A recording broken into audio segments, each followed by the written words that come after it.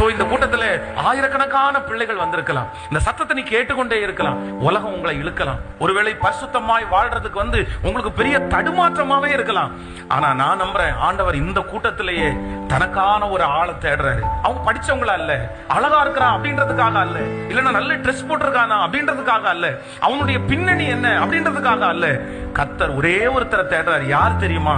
இவ்வளவு பெரிய பரிசுத்த குலைச்சல் உலகத்துல நடந்துட்டு இருக்கும் போது யாராவது ஒருத்தர், நான் இந்த பாவத்தை செய்ய மாட்டேன், நான் இந்த தப்ப பண்ண மாட்டேன், நான் இந்த மாதிரி உலகத்துக்கு ஏற்றது மாதிரி வாழ மாட்டேன்னு சொல்லி ஒரு பொருத்தனை எடுத்து ஆண்டவரை யார் உறுதியாய் பற்றி பிடிக்கிறீர்களோ, நான் நம்புறேன் இன்றைக்கு உங்களுடைய சூழ்நிலை வித்தியாசமா இருந்தாலும் யாருக்கு தெரியும், 10 வருடம் தாண்டி ஆயிரக்கணக்கான ஜனங்களுக்கு முன்பாக கர்த்தர் உங்களை நிறுத்துவார் என்கிறதுல எந்த சந்தேகமுமே இல்லை.